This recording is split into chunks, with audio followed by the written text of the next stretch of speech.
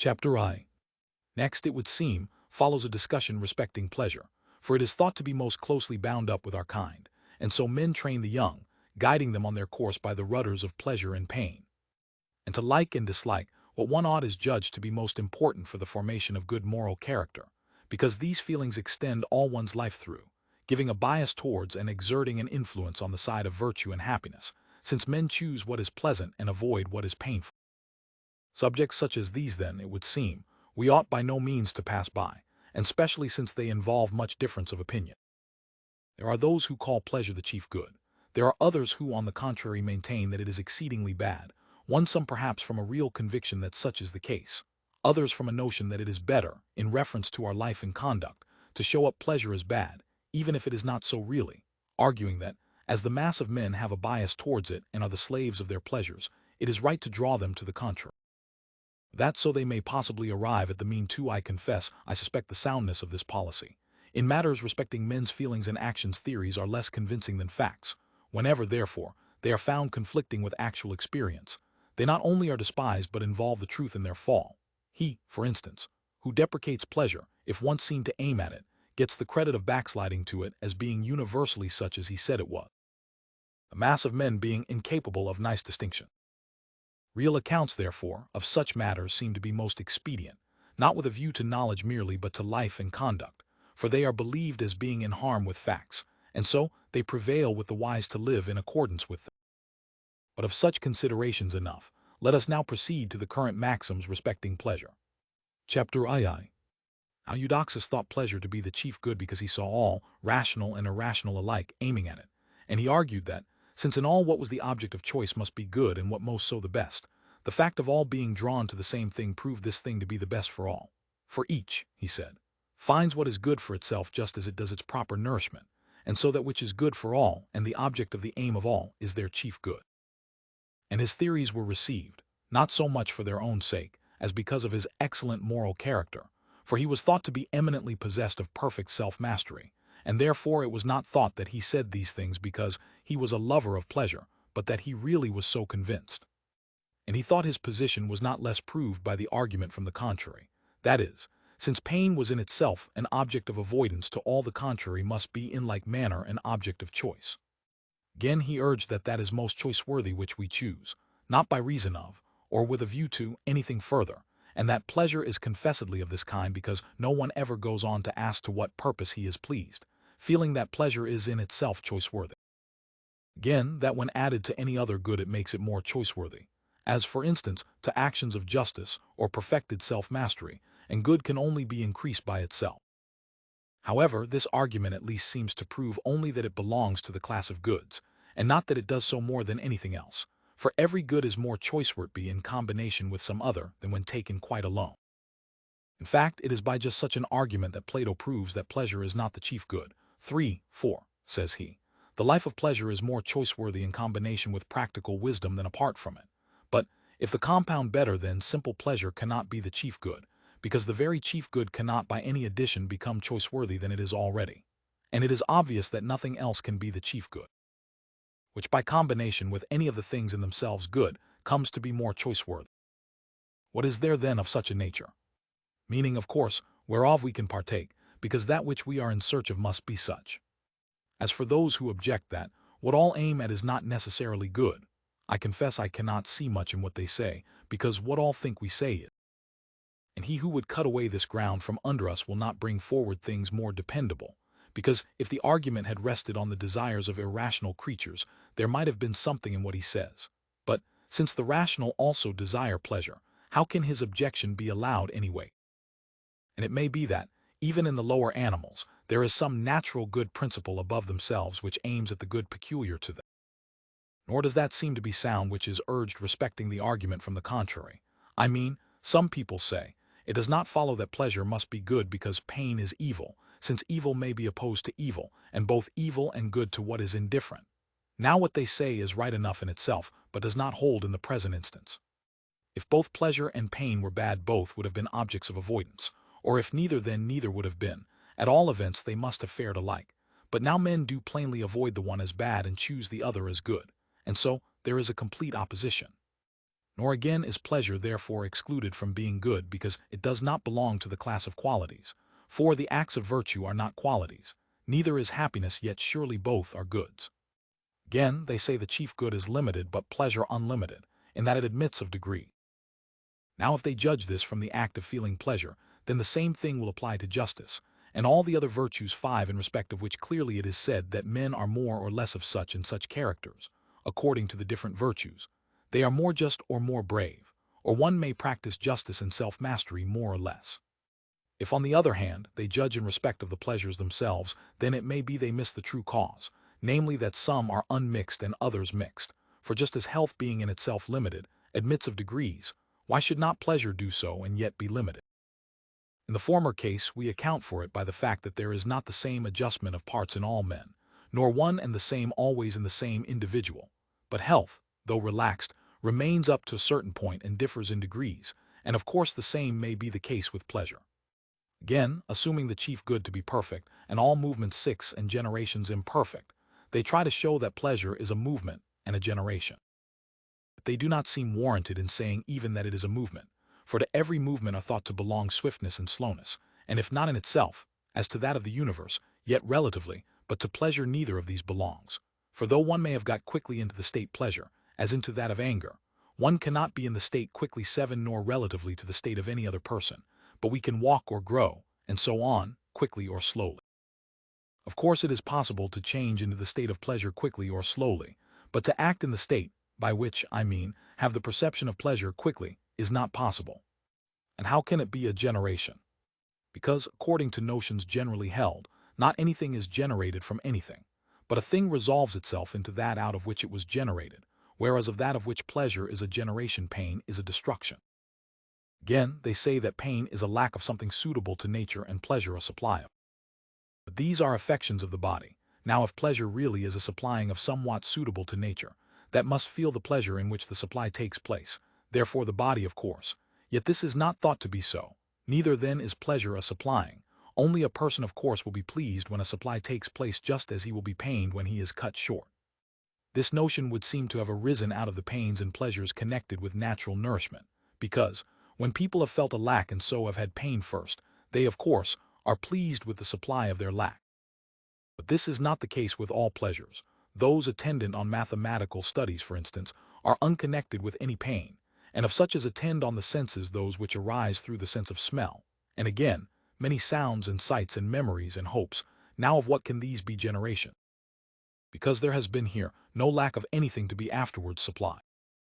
To those who bring forward disgraceful pleasures, we may reply that these are not really pleasant things, for it does not follow because they are pleasant to the ill-disposed that we are to admit that they are pleasant except to them, just as we should not say that those things are really wholesome, or sweet, or bitter, which are so to the sick, or those objects really white which give that impression to people laboring under ophthalmia 8, or we might say thus, that the pleasures are choice-worthy but not as derived from these sources.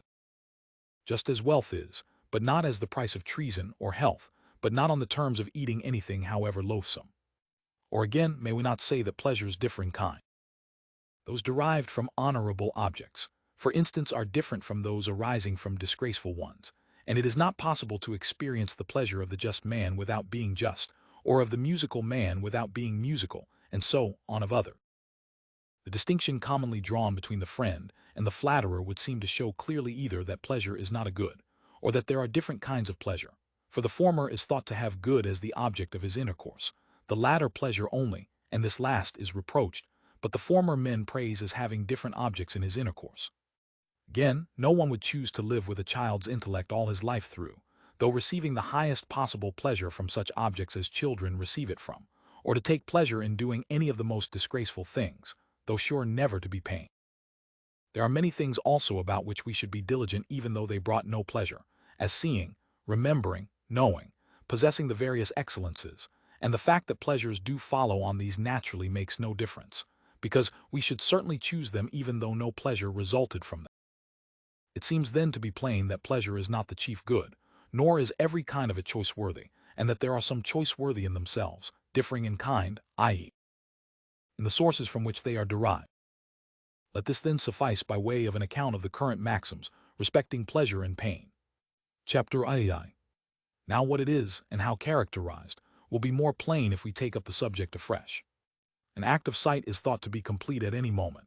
That is to say, it lacks nothing the accession of which subsequently will complete its whole nature. Well, pleasure resembles this, because it is a whole, as one may say, and one could not at any moment of time take a pleasure whose whole nature would be completed by its lasting for a longer time. And for this reason it is not a movement, for all movement takes place in time of certain duration, and has a certain end to accomplish. For instance, the movement of house building 9 is then only complete when the builder has produced what he intended, that is, either in the whole time necessary to complete the whole design, or in a given portion 10, but all the subordinate movements are incomplete in the parts of the time, and are different in kind from the whole movement, and from one another, I mean. For instance, that the fitting the stones together is a movement different from that of fluting the column, and both again from the construction of the temple as a whole. But this last is complete as lacking nothing to the result proposed, whereas that of the basement, or of the triglyph, is incomplete, because each is a movement of a part merely. As I said then, they differ in kind, and you cannot at any time you choose find a movement complete in its whole nature, but, if at all, in the whole time requisite. And so it is with the movement of walking and all others, for, if motion be a movement from one place to another place, then of it too there are different kinds, flying, walking, leaping, and such like. And not only so, but there are different kinds even in walking, the where from and where. Two are not the same in the whole course as in a portion of it, nor in one portion as in another, nor is crossing this line the same as crossing that, because a man is not merely crossing a line but a line in a given place, and this is in a different place from that. Of movement I have discoursed exactly in another treatise. I will now therefore only say that it seems not to be complete at any given moment, and that most movements are incomplete and specifically different, since the whence and whither constitute different species. But of pleasure the whole nature is complete at any given moment. It is plain then that pleasure and movement must be different from one another, and that pleasure belongs to the class of things whole and complete. And this might appear also from the impossibility of moving except in a definite time, whereas there is none with respect to the sensation of pleasure, for what exists at the very present moment is a kind of whole. From these considerations, then, it is plain that people are not warranted in saying that pleasure is a movement or a generation, because these terms are not applicable to all things, only to such as are divisible and not wholes. I mean that of an act of sight there is no generation, nor is there of a point, nor of a monad, nor is any one of these a movement or a generation, neither then of pleasure is there movement or generation, because it is, as one may say, a whole. 11 Chapter IV. Now since every percipient faculty works upon the object answering to it, and perfectly the faculty in a good state upon the most excellent of the objects within its range, for perfect working is thought to be much what I have described, and we will not raise any question about saying, the faculty works, instead of, that subject wherein the faculty resides.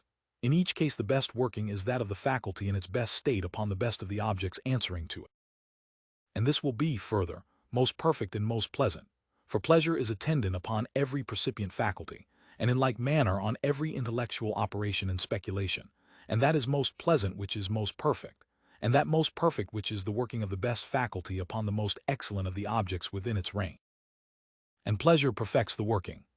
But pleasure does not perfect it in the same way as the faculty and object of perception do, being good, just as health and the physician are not in similar senses causes of a healthy state. And that pleasure does arise upon the exercise of every percipient faculty is evident, for we commonly say that sights and sounds are pleasant. It is plain also that this is especially the case when the faculty is most excellent and works upon a similar object, and when both the object and faculty of perception are such, pleasure will always exist, supposing of course an agent and a patient. Furthermore, pleasure perfects the act of working not in the way of an inherent state, but as a supervening finish, such as is bloom in people at their prime. Therefore, so long as the object of intellectual or sensitive perception is such as it should be, and also the faculty which discerns or realizes the object, there will be pleasure in the working, because when that which has the capacity of being acted on, and that which is apt to act are alike and similarly related, the same result follows naturally. How is it then that no one feels pleasure continuously? Is it not that he wearies, because all human faculties are incapable of unintermitting exertion, and so, of course, pleasure does not arise either, because that follows upon the act of working.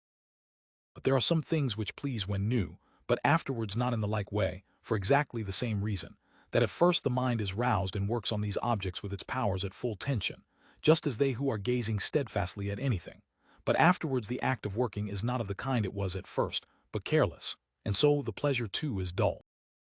Again, a person may conclude that all men grasp at pleasure, because all aim likewise at life, and life is an act of working, and every man works at and with those things which also he best likes. The musical man, for instance, works with his hearing at music, the studious man with his intellect at speculative questions, and so forth. And pleasure perfects the acts of working, and so life after which men grasp. No wonder then that they aim also at pleasure, because to each it perfects life, which is itself choice-worthy. We will take leave to omit the question whether we choose life for pleasure's sake of pleasure for life's sake, because these two plainly are closely connected and admit not of separation, since pleasure comes not into being without working, and again, every working pleasure perfects. And this is one reason why pleasures are thought to differ in kind, because we suppose that things which differ in kind must be perfected by things so differing, it plainly being the case with the productions of nature and art, as animals and trees and pictures and statues and houses and furniture. And so we suppose that, in like manner, acts of working which are different in kind are perfected by things differing in kind. Now intellectual workings differ specifically from those of the senses, and these last from one another, therefore so do the pleasures which perfect them. This may be shown also from the intimate connection subsisting between each pleasure and the working which it perfects. I mean, that the pleasure proper to any working increases that working, for they who work with pleasure sift all things more closely and carry them out to a greater degree of nicety. For instance, those men become geometricians who take pleasure in geometry, and they apprehend particular points more completely. In like manner, men who are fond of music, or architecture, or anything else, improve each on his own pursuit, because they feel pleasure in them. Thus the pleasures aid in increasing the workings, and things which do so aid are proper and peculiar. But the things which are proper and peculiar to others specifically different, are themselves also specifically different. Yet even more clearly may this be shown from the fact that the pleasures arising from one kind of workings hinder other workings. For instance, people who are fond of flute music cannot keep their attention to conversation or discourse when they catch the sound of a flute, because they take more pleasure in flute playing than in the working they are at the time engaged on. In other words, the pleasure attendant on flute playing destroys the working of conversation or discourse. Much the same kind of thing takes place in other cases, when a person is engaged in two different workings at the same time. That is, the pleasanter of the two keeps pushing out the other, and if the disparity in pleasantness be great, then more and more till a man even ceases altogether to work at the other. This is the reason why, when we are very much pleased with anything whatever, we do nothing else, and it is only when we are but moderately pleased with one occupation that we vary it with another. People, for instance, who eat sweetmeats in the theater do so most when the performance is indifferent, since then the proper and peculiar pleasure gives accuracy to the workings and makes them more enduring and better of their kind, while those pleasures which are foreign to them mar them. It is plain there is a wide difference between them. In fact, pleasures foreign to any working have pretty much the same effect as the pains proper to it 12 which, in fact, destroy the workings. I mean, if one man dislikes writing, or another calculation, the one does not write, the other does not calculate, because in each case the working is attended with some pain. So then contrary effects are produced upon the workings by the pleasures and pains proper to them, by which I mean those which arise upon the working, in itself, independently of any other circumstances. As for the pleasures foreign to a working, we have said already that they produce a similar effect to the pain proper to it, that is, they destroy the working, only not in like way. Well then, as workings differ from one another in goodness and badness, some being fit objects of choice, others of avoidance, and others in their nature indifferent, pleasures are similarly related, since its own proper pleasure attends or each working. Of course that proper to good working is good, that proper to a bad bad, for even the desires for what is noble are praiseworthy, and for what is base blameworthy. Furthermore, the pleasures attendant on workings are more closely connected with them even than the desires after them, for these last are separate both in time and nature, but the former are close to the workings, and so indivisible from them as to raise a question whether the working and the pleasure are identical. But pleasure does not seem to be an intellectual operation, nor a faculty of perception, because that is absurd. But yet it gives some the impression of being the same, from not being separated from thee. As then the workings are different, so are their pleasures. Now sight differs from touch in purity, and hearing and smelling from taste. Therefore, in like manner, do their pleasures, and again, intellectual pleasures from these sensual, and the different kinds both of intellectual and sensual from one another. It is thought, moreover, that each animal has a pleasure proper to itself, as it has a proper work, that pleasure of course which is attendant on the working. And the soundness of this will appear upon particular inspection, For horse, dog, and man have different pleasures. As Heraclitus says, an ass would sooner have hay than gold. In other words, provender is pleasanter to asses than gold. So then the pleasures of animals specifically different are also specifically different, but those of the same, we may reasonably suppose, are without difference. Yet in the case of human creatures they differ not a little, for the very same things please some and pain others, and what are painful and hateful to some are pleasant to and liked by others. The same is the case with sweet things. The same will not seem so to the man in a fever as to him who is in health, nor will the invalid and the person in robust health have the same notion of warmth. The same is the case with other things also. Now in all such cases that is held to be which impresses the good man with the notion of being such and such, and if this is a second maxim, as it is usually held to be, and virtue, that is, the good man in that he is such, is the measure of everything, then those must be real pleasures which gave him the impression of being so, and those things pleasant in which he takes pleasure. Nor is it at all astonishing that what are to him unpleasant should give another person the impression of being pleasant, for men are liable to many corruptions and marrings, and the things in question are not pleasant really, only to these particular persons, and to them only as being thus disposed. Well, of course, you may say, it is obvious that we must assert those which are confessedly disgraceful to be real pleasures, except to depraved tastes, but of those which are thought to be good what kind, or which, must we say, is the pleasure of man? Is not the answer plain from considering the workings, because the pleasures follow upon thee? If then there be one or several workings which belong to the perfect and blessed man, the pleasures which perfect these workings must be said to be specially and properly the pleasures of man, and all the rest in a secondary sense, and in various degrees according as the workings are related to those highest and best ones. Chapter V. Now that we have spoken about the excellences of both kinds, and friendship in its varieties, and pleasures, it remains to sketch out happiness, since we assume that to be the one end of all human things, and we shall save time and trouble by recapitulating what was stated before. Well then, we said that it is not a state merely because, if it were, it might belong to one who slept all his life through and merely vegetated, or to one who fell into very great calamities, and so, if these possibilities displease us and we would rather put it into the rank of some kind of working, as was also said before, and workings are of different kinds, some being necessary and choice-worthy with a view to other things, while others are so in themselves. It is plain we must rank happiness among those choice-worthy for their own sakes, and not among those which are so with a view to something further, because happiness has no lack of anything but is self-sufficient. By choice-worthy in themselves are meant those from which nothing is sought beyond the act of working, and of this kind are thought to be the actions according to virtue, because doing what is noble and excellent is one of those things which are choice-worthy for their own sake alone. And again, such amusements as are pleasant, because people do not choose them with any further purpose. In fact, they receive more harm than profit from them, neglecting their persons and their property. Still the common run of those who are judged happy take refuge in such pastimes, which is the reason why they who have varied talent in such are highly esteemed among despots, because they make themselves pleasant in those things which these aim at, and these accordingly want such men. Now these things are thought to be appurtenances of happiness, because men in power spend their leisure herein. Yet, it may be, we cannot argue from the example of such men, because there is neither virtue nor intellect necessarily involved in having power, and yet these are the only sources of good workings, nor does it follow that because these men, never having tasted pure and generous pleasure, take refuge in bodily ones, we are therefore to believe them to be more choice-worthy. For children, too, believe that those things are most excellent which are precious in their eye.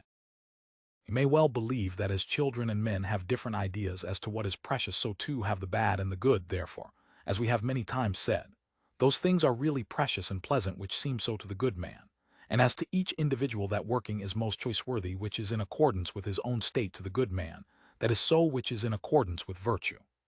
Happiness then stands not in amusement.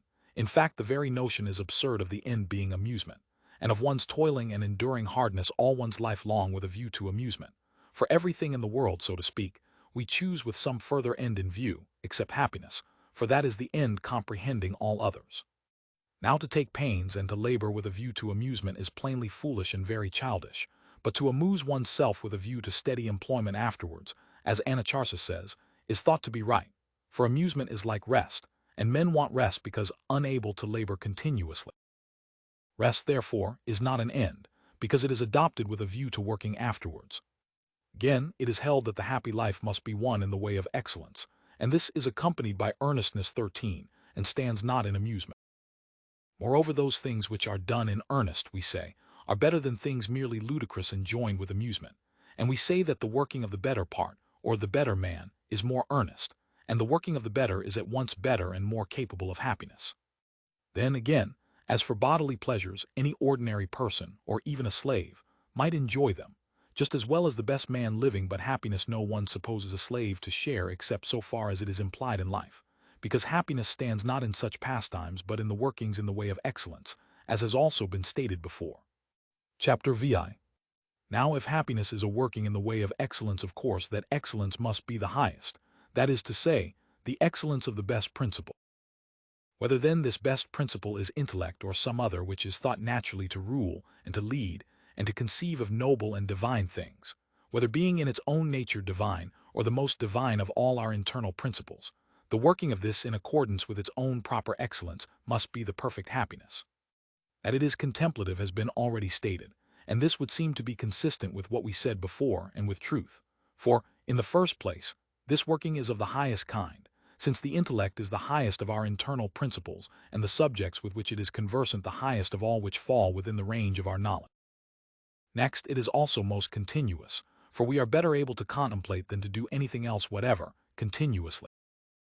Again, we think pleasure must be in some way an ingredient in happiness, and of all workings in accordance with excellence that, in the way of science, is confessedly most pleasant. At least the pursuit of science is thought to contain pleasures admirable for purity and permanence, and it is reasonable to suppose that the employment is more pleasant to those who have mastered than to those who are yet seeking for it. 14. And the self-sufficiency which people speak of will attach chiefly to the contemplative work. Of course, the actual necessaries of life are needed alike by the man of science, and the just man, and all the other characters, but supposing all sufficiently supplied with these, the just man needs people towards whom, and in concert with whom, to practice his justice, and in like manner the man of perfected self-mastery, and the brave man, and so on of the rest, whereas the man of science can contemplate and speculate even when quite alone. And the more entirely he deserves the appellation, the more able is he to do so. It may be he can do better for having fellow workers, but still, he is certainly most self-sufficient. Again, this alone would seem to be rested in for its own sake, since nothing results from it beyond the fact of having contemplated, whereas from all things which are objects of moral action we do mean to get something beside the doing them, be the same more or less. Also, happiness is thought to stand in perfect rest. 15. For we toil that we may rest, and war that we may be at peace.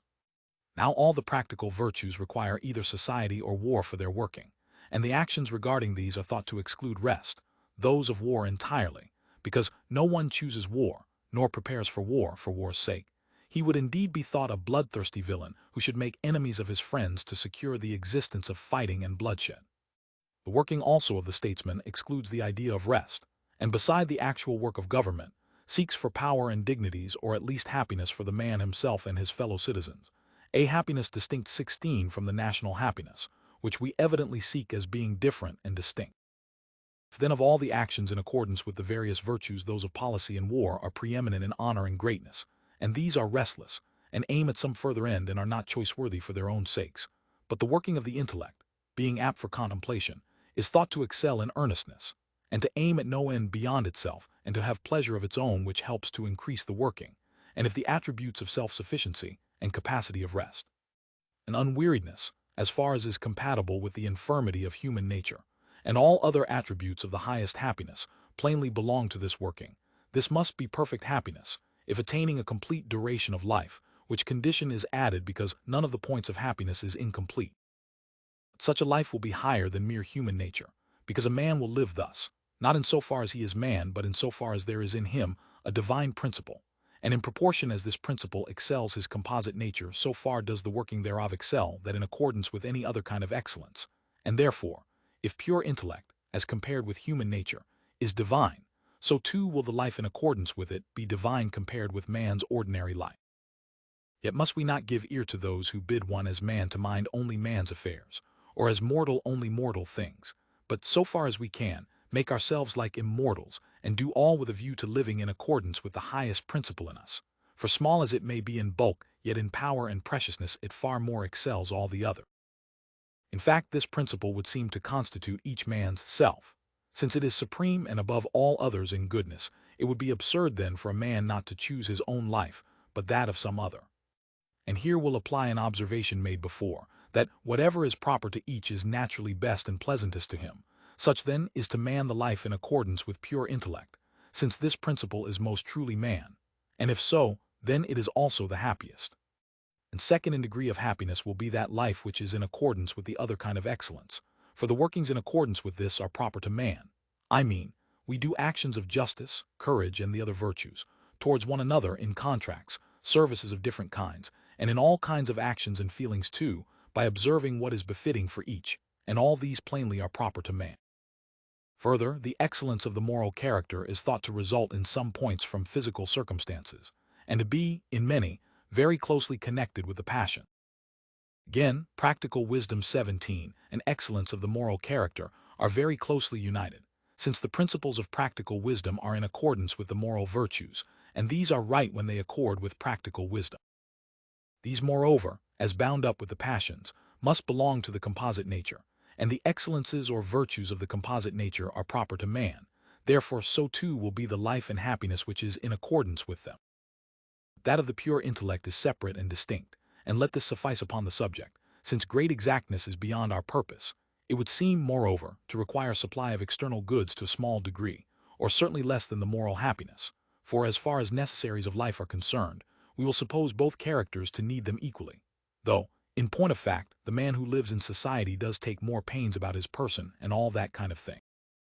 There will really be some little difference, but when we come to consider their workings, there will be found a great difference. I mean, the liberal man must have money to do his liberal actions with, and the just man to meet his engagements, for mere intentions are uncertain, and even those who are unjust make a pretense of wishing to do justly. And the brave man must have power, if he is to perform any of the actions which appertain to his particular virtue, and the man of perfected self-mastery must have opportunity of temptation, else how shall he or any of the others display his real character? By the way, a question is sometimes raised, whether the moral choice or the actions have most to do with virtue. Since it consists in both, it is plain that the perfection of virtuous action requires both. But for the actions many things are required, and the greater and more numerous they are the more. But as for the man engaged in contemplative speculation, not only are such things unnecessary for his working, but, so to speak, they are even hindrances, as regards the contemplation at least, because of course in so far as he is man and lives in society, he chooses to do what virtue requires, and so he will need such things for maintaining his character as man though not as a speculative philosopher. And that the perfect happiness must be a kind of contemplative working may appear also from the following consideration. Our conception of the gods is that they are above all blessed and happy. Now what kind of moral actions are we to attribute to them? Those of justice. Nay, will they not be set in a ridiculous light if represented as forming contracts, and restoring deposits, and so on? Well then, shall we picture them performing brave actions, withstanding objects of fear and meeting dangers, because it is noble to do so? Or liberal ones? But to whom shall they be giving? And further, it is absurd to think they have money or anything of the kind. And as for actions of perfected self-mastery, what can theirs be? Would it not be a degrading praise that they have no bad desires? In short, if one followed the subject into all details, all the circumstances connected with moral actions would appear trivial and unworthy of God. Still, everyone believes that they live, and therefore that they work, because it is not supposed that they sleep their time away like Endymion. Now if from a living being you take away action, still more if creation, what remains but contemplation? So then the working of the gods, eminent in blessedness, will be one apt for contemplative speculation, and of all human workings that will have the greatest capacity for happiness which is nearest akin to this. A corroboration of which position is the fact that the other animals do not partake of happiness, being completely shut out from any such working. The gods, then, all their life is blessed, and to men in so far as there is in it some copy of such working, but of the other animals none is happy, because it in no way shares in contemplative speculation. Happiness then is coextensive with this contemplative speculation, and in proportion as people have the act of contemplation, so far have they also the being happy, not incidentally, but in the way of contemplative speculation, because it is in itself precious. Chapter VII. So happiness must be a kind of contemplative speculation, but since it is man we are speaking of, he will need likewise external prosperity, because his nature is not by itself sufficient for speculation, but there must be health of body, and nourishment, and tendance of all kinds. However, it must not be thought, because without external goods a man cannot enjoy high happiness, that therefore he will require many and great goods in order to be happy, for neither self-sufficiency, nor action, stand in excess, and it is quite possible to act nobly without being ruler of sea and land, since even with moderate means a man may act in accordance with virtue. And this may be clearly seen in that men in private stations are thought to act justly, not merely no less than men in power but even more. It will be quite enough that just so much should belong to a man as is necessary, for his life will be happy who works in accordance with virtue. Solon perhaps drew a fair picture of the happy, when he said that they are men moderately supplied with external goods, and who have achieved the most noble deeds, as he thought, and who have lived with perfect self-mastery, for it is quite possible for men of moderate means to act as they ought. Anaxagoras also seems to have conceived of the happy man not as either rich or powerful, saying that he should not wonder if he were accounted a strange man in the judgment of the multitude, for they judge by outward circumstances of which alone they have any perception. And thus the opinions of the wise seem to be accordant with our account of the matter. Of course, such things carry some weight, but truth, in matters of moral action, is judged from facts and from actual life, for herein rests the decision. So what we should do is to examine the preceding statements by referring them to facts and to actual life, and when they harmonize with facts we may accept them, when they are at variance with them, conceive of them as mere theory. Now he that works in accordance with, and pays observance to, pure intellect and tends this, seems likely to be both in the best frame of mind and dearest to the gods, because if, as is thought, any care is bestowed on human things by the gods, then it must be reasonable to think that they take pleasure in what is best and most akin to themselves, and this must be the pure intellect, and that they requite with kindness those who love and honor this most, as paying observance to what is dear to them, and as acting rightly and nobly. And it is quite obvious that the man of science chiefly combines all these. He is therefore dearest to the gods, and it is probable that he is at the same time most happy. Thus then on this view, also the man of science will be most happy. Chapter VII. Now then that we have said enough in our sketchy kind of way on these subjects, I mean, on the virtues, and also on friendship and pleasure, are we to suppose that our original purpose is completed? Must we not rather acknowledge, what is commonly said, that in matters of moral action mere speculation and knowledge is not the real end but rather practice?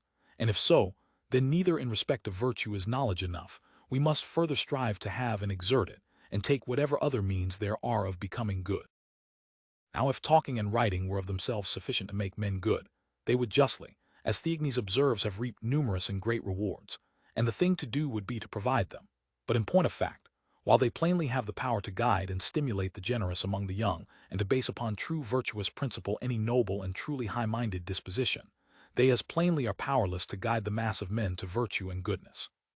Because it is not their nature to be amenable to a sense of shame, but only to fear, nor to abstain from what is low and mean because it is disgraceful to do it, but because of the punishment attached to it. In fact, as they live at the beck and call of passion, they pursue their own proper pleasures and the means of securing them, and they avoid the contrary pains. But as for what is noble and truly pleasurable, they have not an idea of it, inasmuch as they have never tasted of it. And such as these, then what mere words can transform? No, indeed. It is either actually impossible, or a task of no mean difficulty, to alter by words what has been of old taken into men's very dispositions, and it may be, it is a ground for contentment if with all the means and appliances for goodness in our hands we can attain to virtue. The formation of a virtuous character some ascribe to nature, some to custom, and some to teaching. Now nature's part, be it what it may, obviously does not rest with us, but belongs to those who in the truest sense are fortunate, by reason of certain divine agency. Then, as for words and precept, they, it is to be feared, will not avail with all, but it may be necessary for the mind of the disciple to have been previously prepared for liking and disliking as he ought, just as the soil must, to nourish the seed sown. For he that lives in obedience to passion cannot hear any advice that would dissuade him, nor, if he heard, understand. Now him that is thus how can one reform? In fact, generally, passion is not thought to yield to reason but to brute force. So then there must be, to begin with, a kind of affinity to virtue in the disposition, which must cleave to what is honorable and loathe what is disgraceful.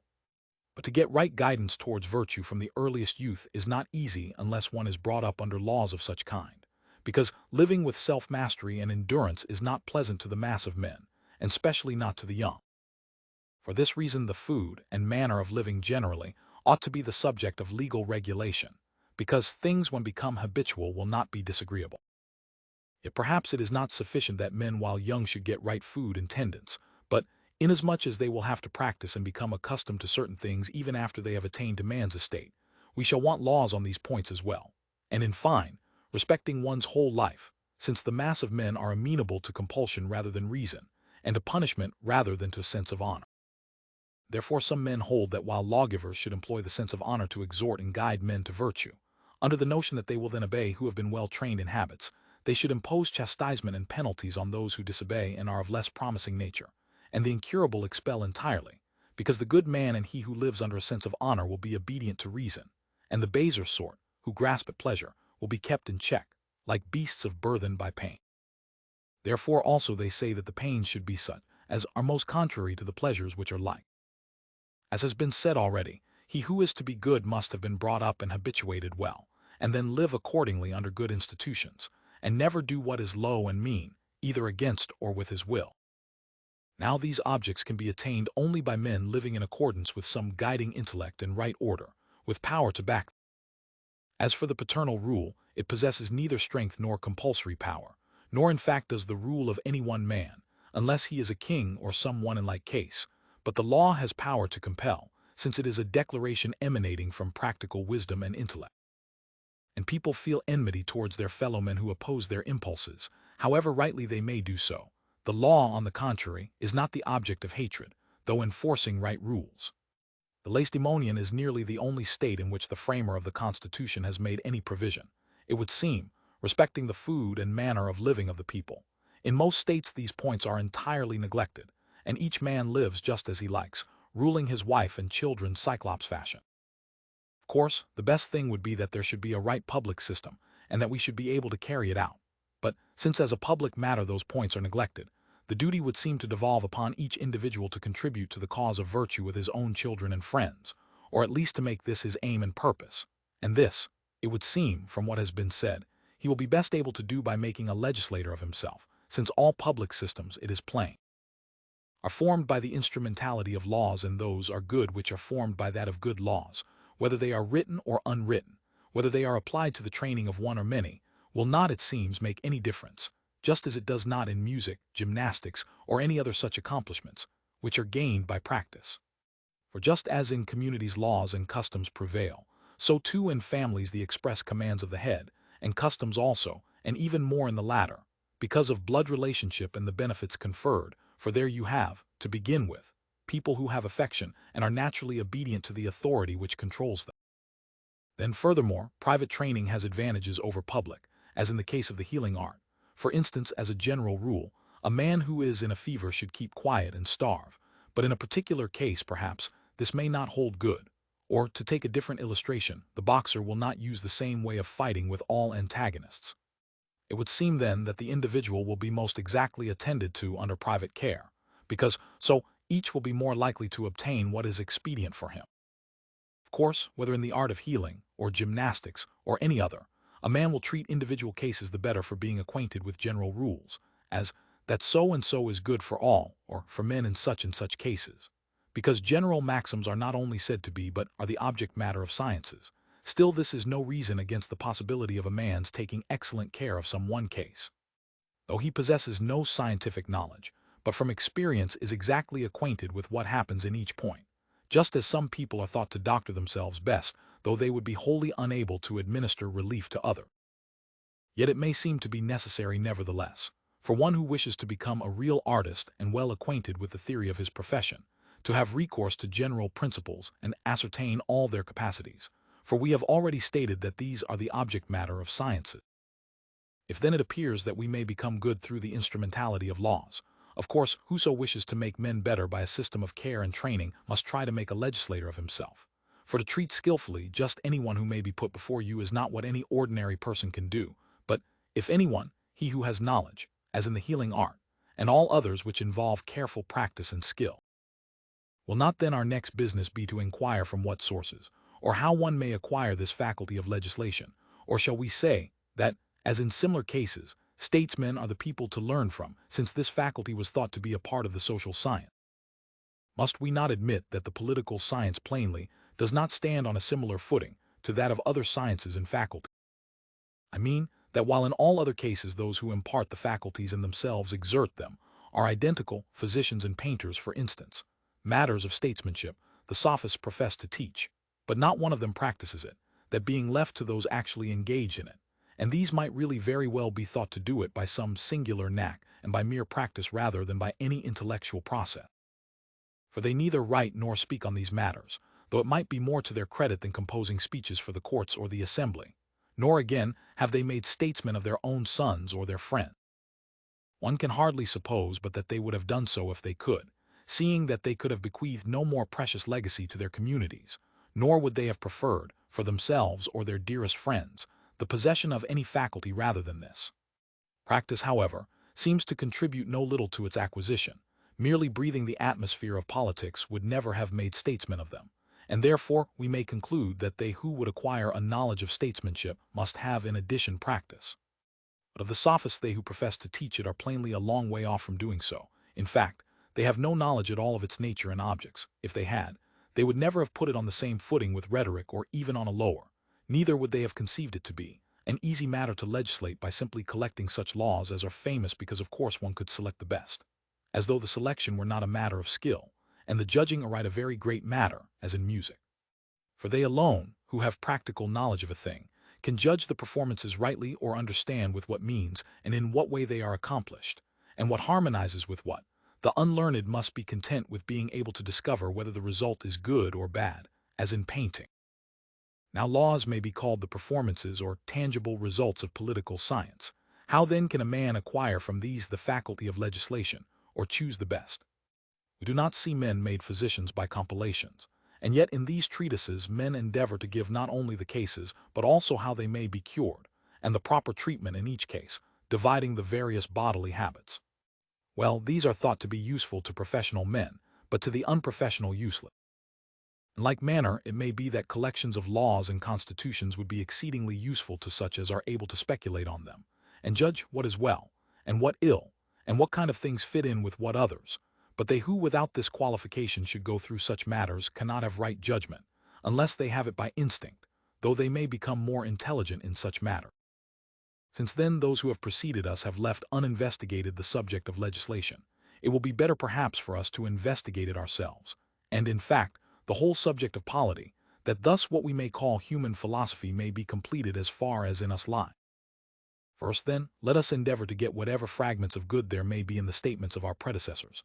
Next, from the polities we have collected, ascertain what kind of things preserve or destroy communities, and what particular constitutions, and the cause why some are well and others ill managed.